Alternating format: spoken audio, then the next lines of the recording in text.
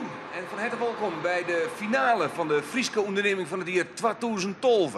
Ja, drie finalisten, ze zijn hartstikke zenuwachtig, want een van die drie wordt aanstonds dus winnaar van de Frieske onderneming van het jaar. Hier op Ecopark de Wierde in Oudehaske. Hopla.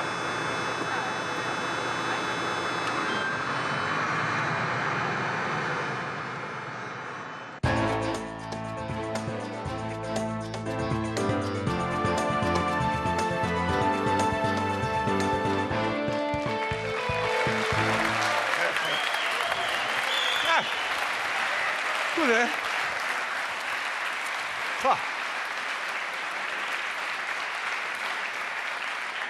Ja, het is echt een jongensdroom, hè? Een keer rieden in San-Jiskewai. Nou, ik mocht het wan. En dat kan natuurlijk alleen nog maar omdat we hier te gast binnen bij Omrin in Ecopark de Wierde. Van harte welkom bij de Frieske verkiezing van de Frieske onderneming van het jaar 2012.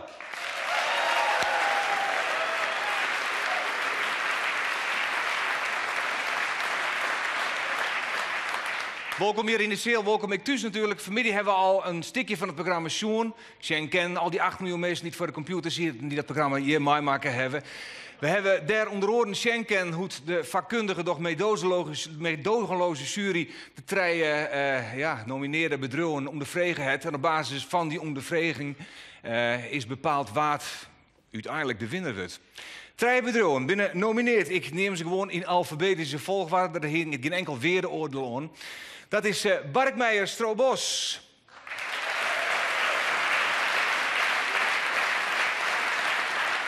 En daarvan is hier Hans Veraert. Aan de andere kant van wat we voor het gemak maar even een tafel nemen van Kliko's zit van Orange Gas Marcel Borger.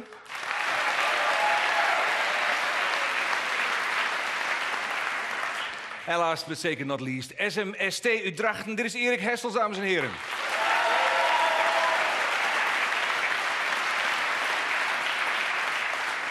Nou ja, 3 bedrijven binnen dus nomineerd. We hebben uiteindelijk iets van 60 bedrijven die het onmelden, vaartdroegen binnen. Daar had een vreselijke slachting plakvoen. En dit ben deze 3 van Oerbleun. En uiteindelijk ik maar één winnen. Het publiek het familie al even sms hier in de zeel. En waarschijnlijk ik wel thuis. Dat resulteert in een publieksprijs. Die wordt ik in deze uitvoering uitreikt. Maar ik giet eigenlijk toch wel voornamelijk een beetje om die vakjury en het oordeel dat zij hecht hebben aan de verhalen van de 3 bedrijven. Nou, van alle 3 bedrijven heb ik een filmpje maken. Laten we naar het eerste filmpje zien en dat is van Barkmeijer Strobos.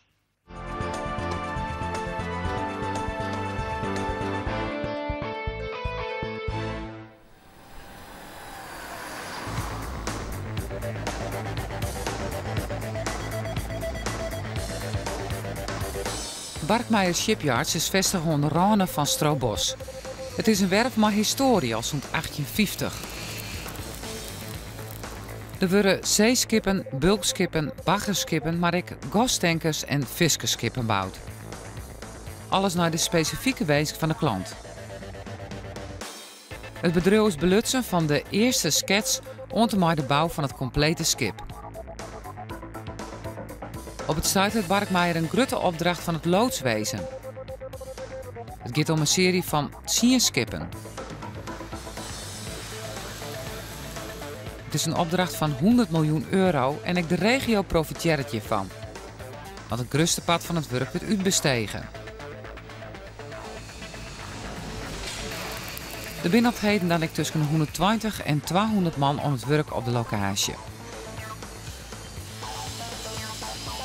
De skippen worden opgebouwd op de vestiging in Haas. Ja, Strobos dus. Hans Veraert. Je zit er dus ik wel een beetje in Haas, maar eigenlijk is je plak al 150, 160 hier Strobos. Nou bouw je zeeskippen. Wat doe je dan in de goordigheid in Strobos? Ja, dat is toch een stukje mensen die daar betrokken zijn bij het bedrijf. Dus dat is heel waardevol voor ons. Dus een straal van 20 kilometer komen mensen bij ons vandaan. Ja, maar al die boten die kleerbinnen, die moeten nou weer ergens heen om uiteindelijk op zee varen. Ja, maar dat doen we ook al een jaar of 50, 60. Ja. Brengen we die naar maar zee. is het handig, Strobos? Logistiek gezien niet. Nee. Dus maar we weten wel heel goed met die handicap om te gaan. Ja, maar een handicap die mag je toch oplossen? Die mag je toch, ja, dat is zo. Okay. Maar een werf verhuis je niet zomaar. Nee? Nee. Dat komt nog wel bij bekijken. Okay, dus daarom zoeken we wel samenwerking met bedrijven in Lemmer en Harlingen. We zeggen krijg je in het filmpje het loodswezen. Het een geweldige opdracht bij hem pleegt. 100 miljoen euro, mag ik hopen. Hoe krijg je zo'n opdracht? Ja, hoe krijg je zo'n opdracht? Dat is een heel proces. We zijn in februari 2008 een keer uitgenodigd bij het loodswezen. Op aanbeveling van een professor. Een professor? Ja, zeker. Die heeft ons aanbevolen bij het loodswezen. En vertelt, Barkmeijer kan dat. Dus hebben we die uitnodiging aangenomen. We zijn er op bezoek geweest. En ruim 2,5 jaar later hebben we die opdracht gekregen. Dus dat is een heel proces geweest om dus precies dat schip te ontwikkelen wat ze wilden. Ja, je bent er helemaal ontroerd van. Dat is een prachtige opdracht natuurlijk. Ja. Ik ben helemaal, zeker. Ja. Oké, dat is Barkmeijer, Hans Veraert. Dank u wel. We gaan naar het volgende bedrijf dat genomineerd is voor die Friese onderneming van het jaar 2012. En dat is Orange Gas op het Heerenveen.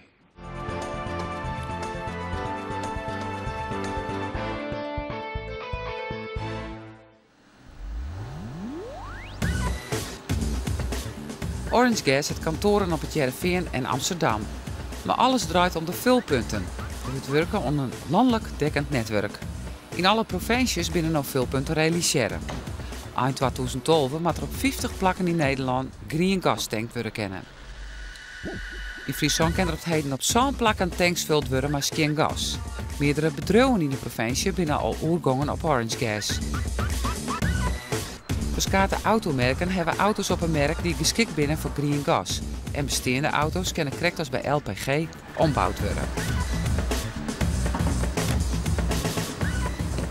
Het groene gas komt van dong en restafval die als GFT, dat aan biogas vermaken wordt. Het wordt hem dus en een stuk goedkoper als de traditionele brandstoffen. Ja, van Orange Gas is hier Marcel Borger.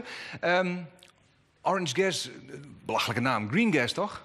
We verkopen groen gas, maar het label is Orange Gas. Ja, dat lijkt mij niet zo handig. Ja, Shell verkoopt ook diesel in euro en wij verkopen als Orange Gas groen gas. Shell verkeert die geen schelpen, moest me zeggen. Nee.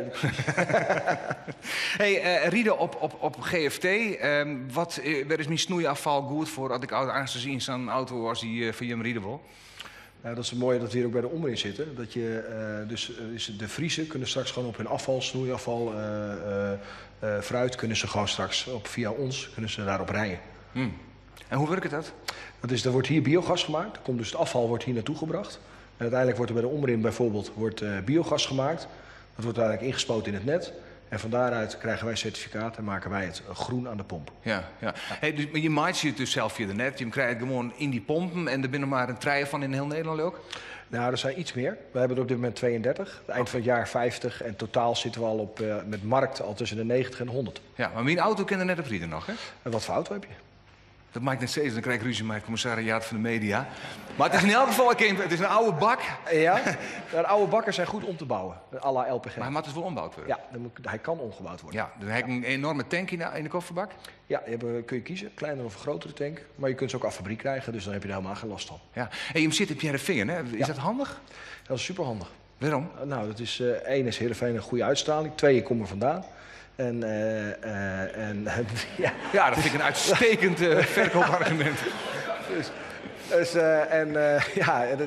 Uiteindelijk is het heel goed bereikbaar vanuit Nederland. Ja, maar moet je in het centraal zitten, in Utrecht of ik neem maar eens wat geks? Nou, we hebben nog een vestiging in Amsterdam. En als je kijkt naar onze regio waar wij hebben gezegd van daar willen we beginnen om veel punten neer te zetten, dan is het onderkant Amsterdam, 3 noordelijke provincies. En daar zijn we nu goed mee bezig. Oké. Orange Gas, dus het tweede bedrijf dat genomineerd is. Het tweede en laatste bedrijf dat in de 3G voorbij komt is uit Drachten SMST.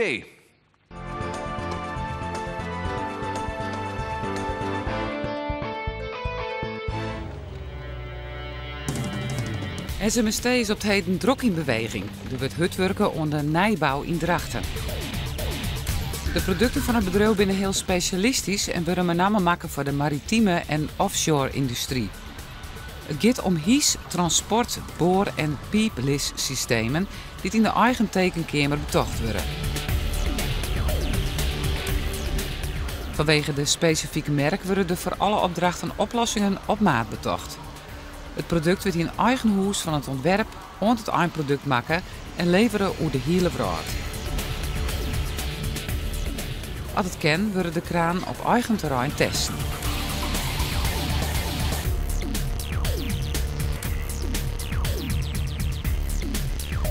Van de crisis verneemt SMST net volle. De olieindustrie draait op volle toeren. Allemaal wordt er nieuw personeel aangenomen om onder de vraag voldaan te kennen. Ja, het tweede bureau dat dus genomineerd is voor deze Friese onderneming van het jaar, SMST Udrachten. Erik Hessels is hier van dat bedrijf. Als ik het nou heel kwart door de bocht zei, zijn je een bouwkraan, hè? Ja, ook. Kranen en allerlei machines die producten bewegen, basically. Ja, maar dan vooral voor de offshore-industrie, voor de olie- en de gasindustrie. Ja. En liefst zo vier voort mogelijk en zo diep mogelijk ook. Naar de markt vreegt naar onze producten. En als het naar dieper wetter moet, dan wordt het moeilijker en dan komen ze gauwer bij u uit. Ja, want je maakt je hele ingewikkelde dingen. Dus als het te eenvoudig is, als het net te moeilijk is, dan hebben wij protte concurrenten nodig voor. Dus ze komen alleen nog bij u voor de moeilijkste producten uiteindelijk. Ja, en waarom ben je hem zo goed dan? Vroeger een soort van mecano worden? Ja, dat is met hem vreugje, maar ik denk het al, ja. Nee, wij doen het al jaren.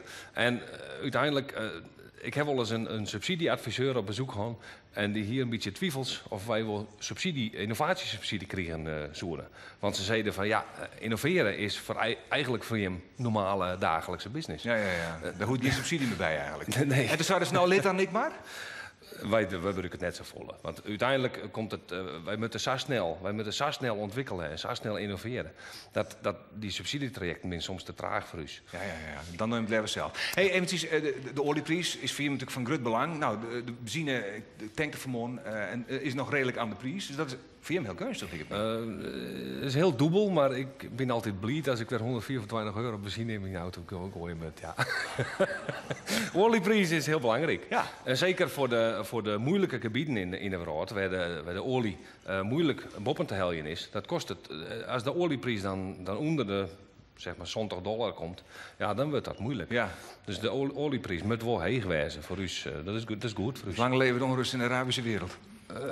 Onrust is wat minder goed. Ja. Dus onrust is jouw onrust in de wereld en dat is voor niemand goed. Nee, okay. SMST, het tweede bedrijf, dames en heren, dat nomineerd is voor die Friese onderneming van het jaar. 2012. En één van deze drie zal uiteindelijk dus maar die prijs naar Hoest in. En ik zeg het nog maar eens, het is een buitengewoon prestigieuze prijs. En ze zijn dus alle drie hartstikke zenuwachtig, hoop ik. Hans Verraad is helemaal niet zenuwachtig. Laten we het even hebben over Barkmeijer. Want we zitten natuurlijk, en dat zeggen ze misschien elke keer bij dit programma, maar het is nog heel iets in een economische zwierentijd. Hoe verneem je hem dat? Nou, we merken dat aan. We hebben minder belangstelling voor schepen. Dus er wordt minder verkocht. Nou, je merkt gewoon dat er minder interesse is in de markt om te investeren. Dus dan bouw je minder en dan wordt het bedrijf alleen nog maar lietsen. Dat wil je net. Nou ja, kijk, we richten ons op niches in de markt. Hè? Dus we kijken naar segmenten die actief zijn en daar gaan we op in. Daar gaan we, dus die gaan we benaderen. Heel maar die gericht. niches, die kansen die je krijgt in de markt, die ben heel iedereen te vinden. Nee. Dan moet je dus echt goed kijken van wat gaan we doen en wat kunnen we. Hè? En wat past bij ons.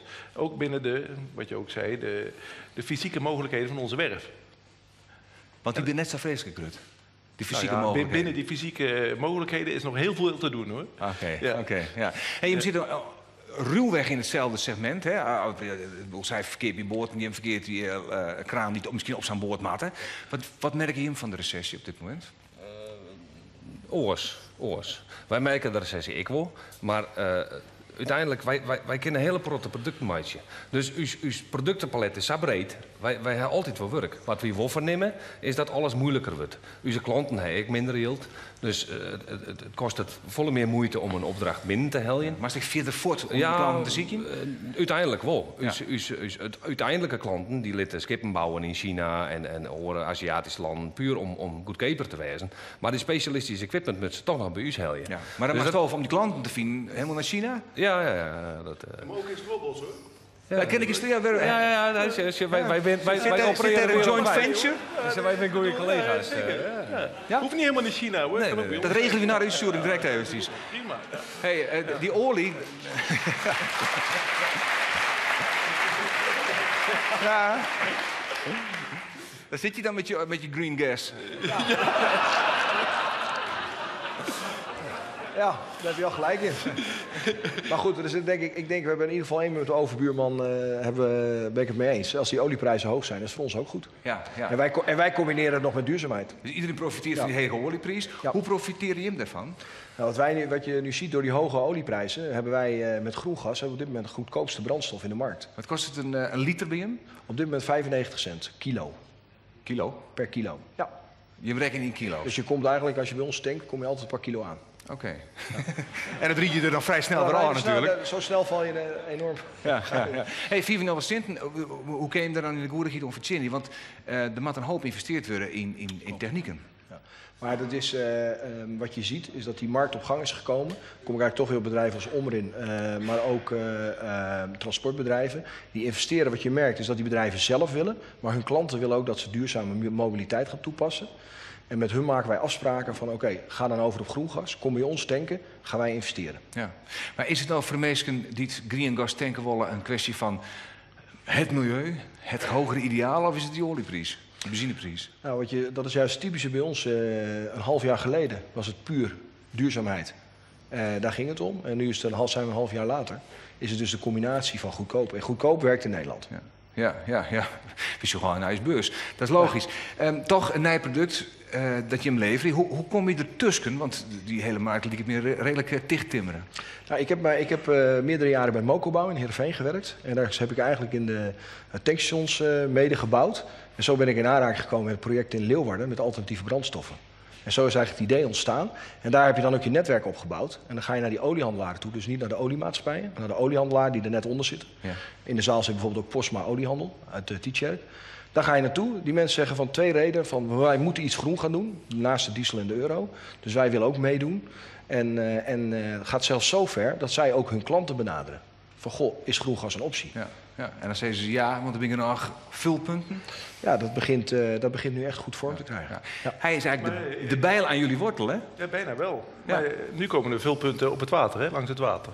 Ja. Dat hebben we ook al afgesproken. Dat gaan we ontwikkelen. Dat heen mee regelen, want varen die zeeskippen al op green spul? Nee, nog niet. Wij willen wel, alleen de distributie van het gas is nog niet aan het water voldoende. Oké, dus dat die vulpunten wetten komen, dan kunnen zeeskipmaasters op green gas varen? Ja. Maar dit is het kip-ei verhaal, hè, waar hij een oplossing voor heeft. Dat hebben we eerder opgelost, dus wie weet. Ja, nou vertel eens even het kip-ei verhaal. Nou ja, kijk, de installaties aan boord van die schepen zijn er wel. Die schepen kunnen er wel op varen, alleen er is nog geen distributiesysteem. Je kan het gewoon nog niet tanken aan het water. Ja. Hopeloos. Ja, hopeloos. Ja. Maar je hebt... Dus hier, wat een uitdaging. Dus ja. Nou, ik heb het gevoel dat we hier jongen om die kliko's wel uitkomen. Daar hebben die kliko's toch nog ergens goed voor. Laten we eens even naar de toekomst. Als ik je nou eens vraag, de SMTS, SMST, hoeveel jaar hier? Waar steen je hem dan? Ben je er nog in drachten? Ja, je hebt net een nijpan bouwen, dus je hebt zo'n gek waar je niet meer bij komt. Maar... Wij kunnen nog heel goed uit de voeten in drachten. De wereld zit er dan wel oors uit, denk ik. Dus wat wij maken is, om een periode hier gaat het helemaal weer oors. Was nou zoals, onze kraan die doen net al erg werk voor olie- en gasboringen. Maar de mensen ben ik al het werk aan windmolenparken op zee. Dus uiteindelijk zeggen wij van, wij maken geen producten voor de olie en gas, maar voor alles wat op zee gebeurt, uiteindelijk. En als er wind... Dus wat gebeurt nou, wat zullen wij de komende jaren verwachten? Dat wij, volle meer in een alternatieve energiebronnen doen. Voor die windmolenparken, daar moeten mensen naar daar. Er moeten allerlei activiteiten op de zeebodem gebeuren. Dus daar ben ik al in mee bezig, met dat soort ontwikkelingen. Hey, Orange Gas is een relatief nijbedrijf. Alve werknemers, het is nog liets. Waar ben je in, worden niet als fjouwer? Nou, wat we eigenlijk vandaag ook gezegd hebben. Ik denk meer van hetgeen waar we nu mee bezig zijn. En wellicht ook nog in het buitenland. We zijn nu al in België actief. En daarnaast zijn er nog genoeg mogelijkheden voor andere alternatieve brandstof in de toekomst, denk ik. Ja, maar je bent wel heel wat afhankelijk van de leverancier van het product dat je een verkeer hebt, in dit geval dus Omrin. Ja. En daarom hebben we die samenwerkingen zijn ook heel belangrijk voor ons. Dus wat wij doen eigenlijk, die samenwerking aangaan en wij stellen een garantie van wij nemen jullie biogas, groen gas nemen wij af voor onze tankstations. En zo durf je dat aan. Bijvoorbeeld wellicht het OV openbaar vervoer in Friesland. Ja, het probleem is natuurlijk bijvoorbeeld dat green gas, daar zit je hem dan niet. Maar er zijn natuurlijk volle meer alternatieve brandstoffen. Het elektrisch rieden, het neem het alleen maar op. Er is nog net echt bepaald wat de toekomst is. Nou, de toekomst niet, maar als je naar de komende 15 jaar kijkt, is eigenlijk groen gas de enige breed toepasbare alternatieve brandstof. Gaat van een Fiat Panda tot en met deze wagens die je hierachter ziet staan. Ja. Die rijden daarop. En dat kan op dit moment geen andere alternatieve brandstof. Oké. Waar mij dat besluit, hier is voor jou, zit je hem dan nog altijd in Stroobos? Ik denk dat we nog in Stroobos zitten. Ja, de burgemeester van het Kaspen zit je, dus dat zou hij staan natuurlijk. Ja. Dus ik heb eigenlijk geen keus. Ja. Nee. Maar ik uit eigen beweging? Ja, ik denk dat we in Stroobos nog voldoende mogelijkheden hebben. Zeker in combinatie met Lemmerhof-Harlingen, dat we zeeschepen kunnen bouwen. Ja. En hoe zit het maar in bedrijf? Genoeg personeel? Ik hoef jou hier nog? Ja, dat gaat goed. We hebben voldoende mensen. We hebben ook van onderaf voldoende aanwas. Zeker, we hebben veel samenwerking met onderwijs. De gemiddelde leeftijd van je werknemer is 48? 48, ja, heel goed. Ja. Dus we moeten dat aanvullen van onderaf. Ja, en zeker met het verhogen van de pensioengerechte leeftijd, blijven mensen gewoon langer werken. Ja, daar heb je niks aan. Hoe lang mij nog? Ik nog een jaar of 16, 17, Oh, 18. dat is te overzien. Ja. Dames en heren, dit zijn de vrije bedrijven die genomineerd binnen voor die prijs, de Friese onderneming van het jaar. We zijn hier, ik zei het al eerder, te gast bij Omrin, bij het Ecopark De Wierde in Oudehaske. Dit was even zien wat van bedrijf dat hier is.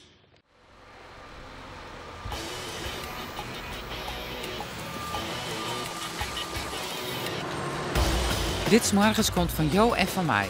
Else daar worden er ton onvierd hier bij Ecopark De Wierde in Oudehaske.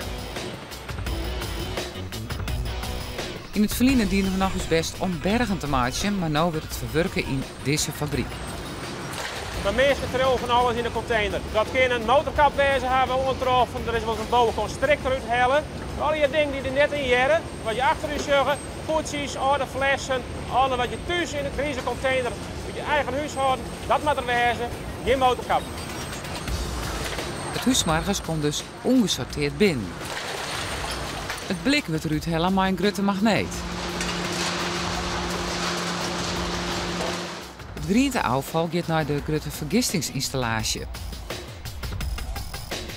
Deze kan alle huishoudens van Heerenveen van stroom voorzien. En ook het stad levert nog flink wat gas op.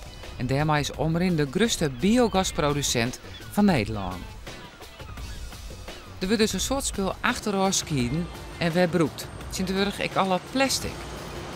Dus nee in Nederland, wij doen dat op zijn Omrins, dat betekent dat we het echt innovatief doen. Dit is de laatste stap, maar je voordoet het machinaal. Wat de jongens naar beneden doen is het laatste afval wat er net in zit, dus papier en andere net plastic soorten, eruit halen. Want je wil dat het eindproduct zo zuiver mogelijk is en dat brengt geld op.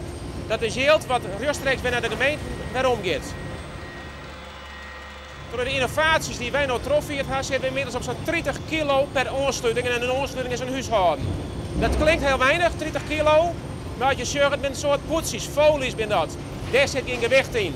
Maar als je dan neigt 30 kilo, dan is dat een heel soort folies wat jou thuis in de griezenbak schieten. En wat er na alle skiering nog oorbleut, dat gaat naar de afvalverbaningsoven in Haas. Zeg je dat hier dus ongeveer in een notendop, hè? Want het gebeurt hier, het is een gigantisch complex, het gebeurt hier een ontzettend soort. Maar goed, genoeg oer Omrin, genoeg oer Ecopark De Wierde, want we moeten zo staan gewoon naar de uitreiking van de prijs van de Friese onderneming van het jaar, 2012. En om die prijs uit te reiken hebben wij een uiterst vakkundige jury van om daar een oordeel over te vellen. Ik stel het graag even aan je voor. Het is van rechts naar links Hans Snijder, hoofdredacteur van de Leeuwarden Krant, de Leeuwarden Courant. Daarnaast Diana Monissen, zij is voorzitter van het bestuur van de zorgverzekeraar De Friesland. Daarnaast Pieter Smit, hij is algemeen directeur van Poys Supermerken. En als laatste de voorzitter, de nagelnijen voorzitter, de deputaire van Economische Zaken hier in Friesland. Hans Konst, krijg een applausje. Ja.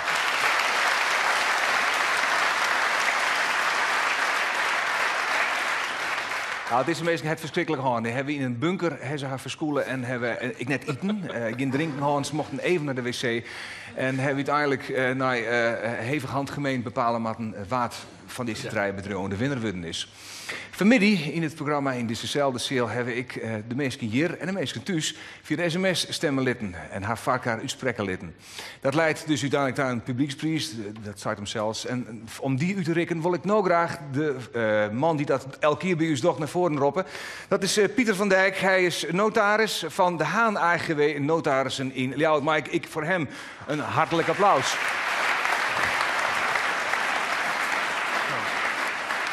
Welkom. Dankjewel. Je heb ik zo'n ding achter het eer. Dat is leuk, Ja, want dan dat heb ik is deze microfoon net nodig. Nee, dat gaat goed. Dat je bent goed te verstaan. Ja. Je hebt alle sms'jes registreren. En wie er nou een soort sprake van fraude of voelt helaas werd daar?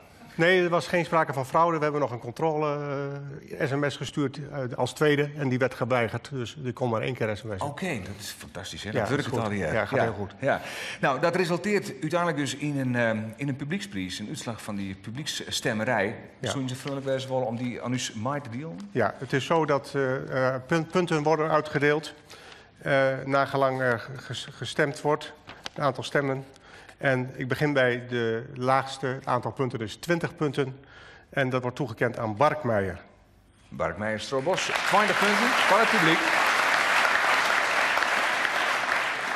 30 punten gaan naar Orange Gas. 30 punten van Orange Gas. En dan moeten natuurlijk 50 punten naar SMST toe gaan.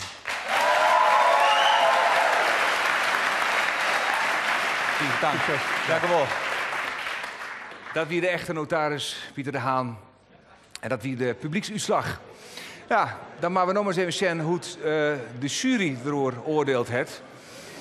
En voor de punten wil ik eerst graag, en mijn licitatielichting wellicht, het woordje aan Hans Snijder van de Ljouwerter Krant. Ja, ik ga vooral jongen naar wat je niet meer kent, de toegevoegde waarde. En dat betekent 20 punten voor Orange Gas. Want een bedrijf met lef, een briljant idee en duurzaam. 30 punten krijgt van mij Barkmeijer. Kwalitatief hoogstaand maatwerk, regionale verankering en een heel mooi bedrijf. En 50 punten gaat naar SMST. De kracht van maatwerk en de toegevoegde waarde daarvan is buitengewoon groot. Gefeliciteerd.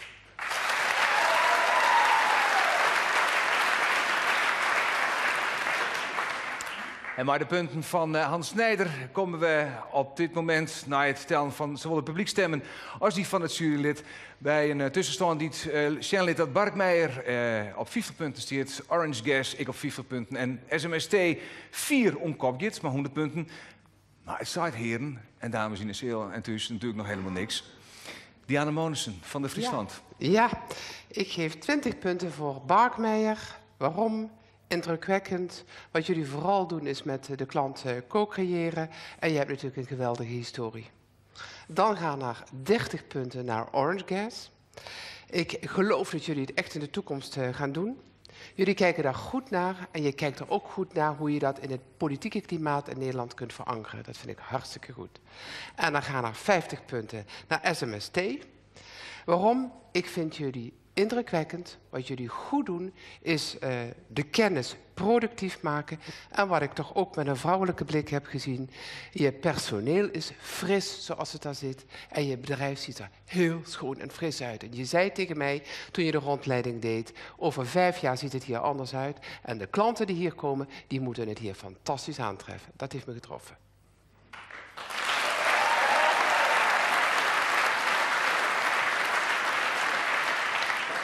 En dat weer in de punten van Diana Monissen van de Friesland. En dat brengt dus bij de volgende tussenstand. Barkmeijer, Shipyards, met 20 punten. Orange Gas, met 80 punten. En SMST, het op dit stuit 150 punten. Maar er zijn nog 2 juryleden die haar punten verjaarmatten. En de volgende die weer voor jaren is Pieter Smit van Poys Supermerken.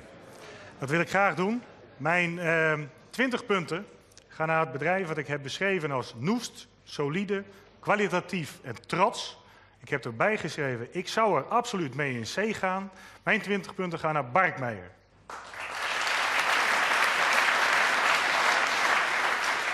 Dan gaan mijn 30 punten naar het bedrijf waar ik heb bijgeschreven lef, consistent, energiek en een absolute focus.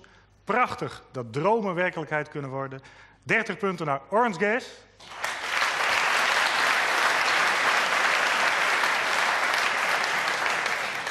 Ja, en dan de verrassing. Mijn 50 punten gaan naar het bedrijf waar ik bij heb geschreven compleet. Absoluut van meerwaarde, innovatief en hoogwaardig. Ik heb er een statement bij gemaakt. Een wereldspeler in kennis- en maakindustrie. SMST krijgt 50 punten.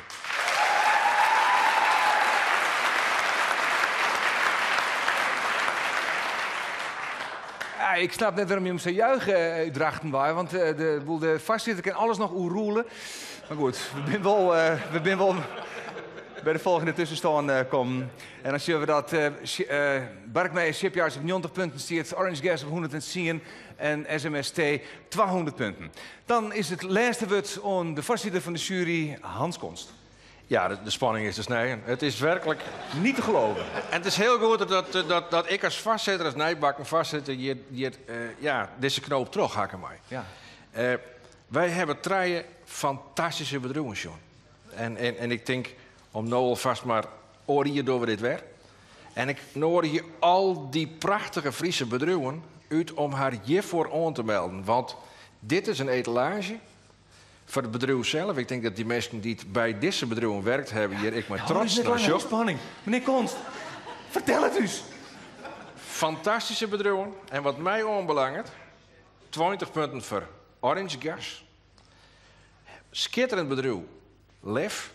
Barkmeijer krijgt van mij 30 punten. Juist omdat zij in een tijd dat ze de wien meer zin hebben, er toch in slaagje om in deze klassieke maakindustrie een heel mooi nieuw product te zetten. Maar SMST is voor mij staal en hersens. Dus dit is skills en brains in Drachten bij elkaar. Een prachtig bedrijf.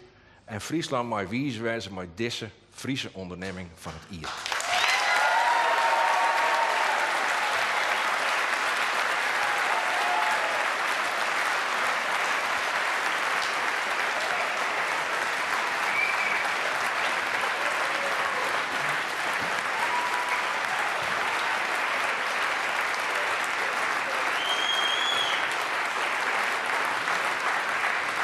Ja, en dat betekent dat er maar één winnaar wijzen kan.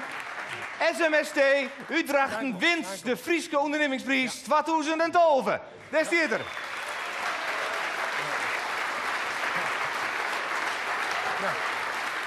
Nou, gefeliciteerd natuurlijk. Hè? Eerste reactie? Ja, geweldig. Jawel, hè? En wij zijn bij protameesken hier.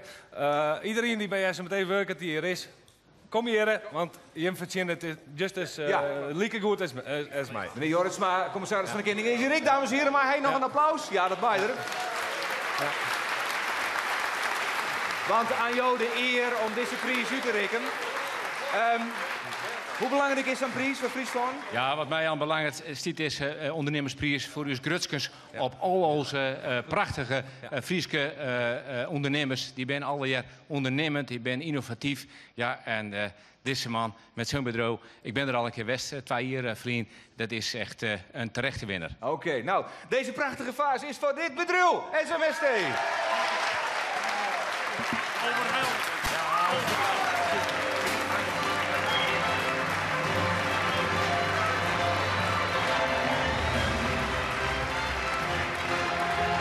Ja, ik vind het eigenlijk nog verstaan kennen, maar we zijn wel komen aan het eind van deze jury. De Friese onderneming van het jaar 2012, vanuit Oudeharske, vanuit Ebelpark, de Wierde. Het loopt hier natuurlijk nog heel lang, heel erg onrustig. Ik zeg in elk geval dag. Bedankt voor het zien. Tot de volgende keer.